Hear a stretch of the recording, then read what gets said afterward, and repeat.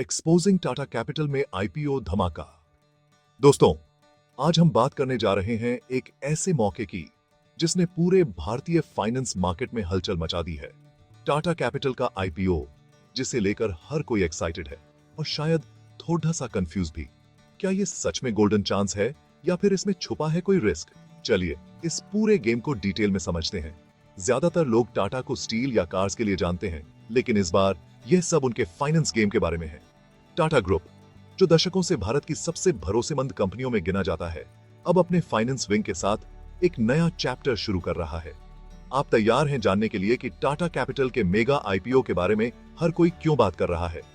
Social media से लेकर news channels तक, हर जगह सिर्फ इसी की चर्चा है।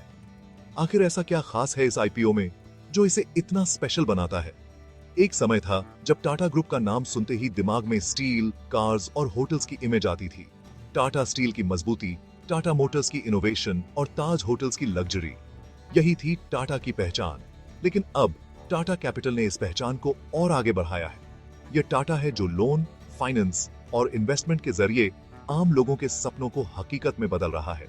चाहे घर खरीदना हो, कार लेनी हो या बिजनेस शुरू करना हो, टाटा कैपिटल हर कदम पर आपके साथ है। 2025 तक फास्ट फॉरवर्ड करें। टाटा मोटर्स फाइनेंस के साथ मर्जर के बाद टाटा कैपिटल एक ऑटो फाइनेंस जाइंट में बदल जाता है। अब ये कंपनी सिर्फ कंज्यूमर लोन ही नहीं, बल्कि ऑटो, होम, पर्सनल और बिजनेस फाइनेंसिंग में भी लीडर बन चुकी है। और अब असली धमाका सीबारी सेब सब्जी इटाच से है। उनका RS15 511 करोड़ का आईपीओ इस अक्टूबर में आ रहा है। ये आईपीओ भारत के सबसे BDDD है फाइनेंस सेक्टर इवेंट्स में से एक माना जा रहा है। इतना BDDD अमाउंट, और वो भी टाटा ब्रांड के साथ। सोचिए मार्केट में कितनी हलचल मचने वाली है। रिटेल इन्वेस्टर्स के लिए एंट्री टिकट एक लॉट के लिए सिर्फ 15K से कम है। यानी अगर आप छोटे इन्वेस्टर हैं तो भी इस मेगा डील का हिस्सा बन सकते हैं। ये मौका है उन लोगों के लिए जो हमेशा से टाटा ग्रुप में इन्वेस्ट करना चाहते थे, लेकिन अब तक मौका नहीं मिला। ये क्यों मायने रखता है? NBFCs बूम कर रहे हैं। 25 सालों में RS2 ट्रिलियन से RS48 ट्रिलियन तक BRH रहे हैं। भारत की इकोनॉमी में NBFCs की भूमिका अब पहले से कहीं ज्यादा अहम हो गई है। RBI की रिपोर्ट्स भी दिखाती हैं कि आने वाले सालों में NBFC सेक्टर और भी तेजी से ग्रो करेगा। टाटा कैपिटल का प्रॉफिट स्ट्रॉन्ग है, उसके रिस्क रियल है और उसका ब्रांड रॉक सॉलिड है।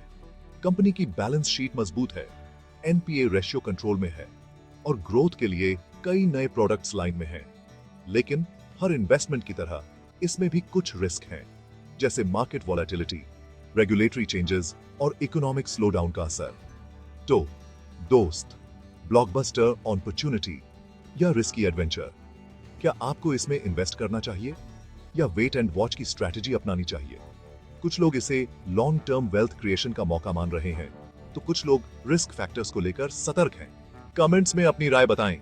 क्या आप टाटा कैपिटल के आईपीओ में इन्वेस्ट करेंगे या आपको लगता है कि अभी और रिसर्च की जरूरत है? आपकी राय हमारे लिए बहुत मायने रखती है।